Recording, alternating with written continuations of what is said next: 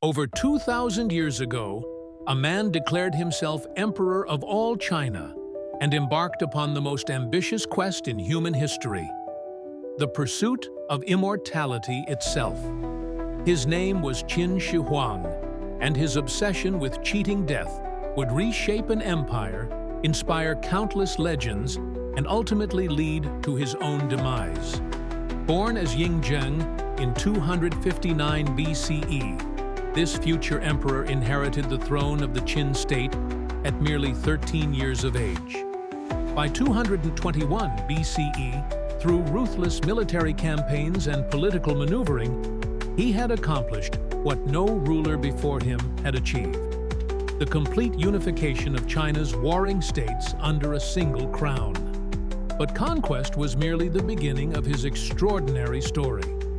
Upon declaring himself Qin Shi Huang, meaning First Emperor of Qin, he implemented sweeping reforms that would define Chinese civilization for millennia.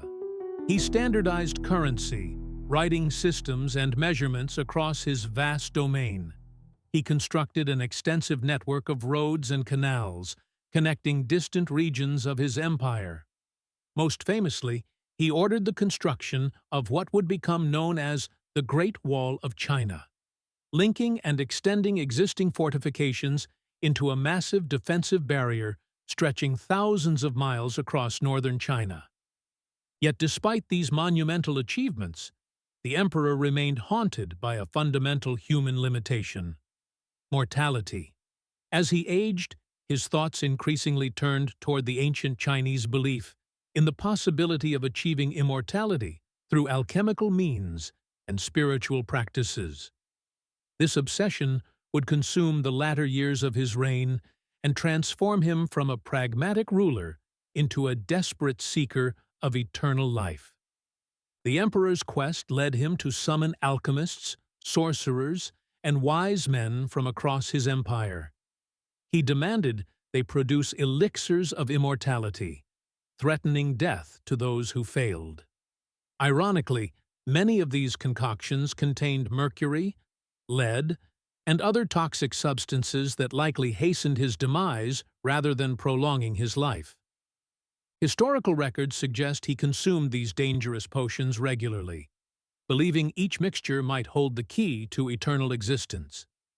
Beyond chemical experimentation, Qin Shi Huang pursued immortality through more mystical means.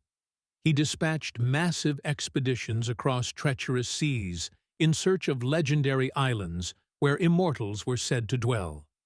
The most famous of these missions was led by a court magician named Xu Fu, who sailed eastward with thousands of young men and women, allegedly to find the immortal sage who possessed the secret of eternal life. These expeditions consumed enormous resources and yielded nothing but empty promises and elaborate excuses. The emperor's paranoia grew alongside his obsession. Fearing assassination might cut short his quest, he became increasingly reclusive, sleeping in different palaces each night and traveling in unmarked carriages. He built a massive underground mausoleum, complete with terracotta armies numbering in the thousands, preparing for an afterlife that might serve as a backup plan should his immortality quest fail. In 210 BCE, while traveling in eastern China still searching for the elixir of life, Qin Shi Huang died suddenly at age 49. The very mercury-laden potions he had consumed to achieve immortality had likely poisoned him. His death was kept secret for months as his advisors maneuvered to control the succession. The first emperor's desperate pursuit of immortality ultimately granted him a different kind of eternal existence.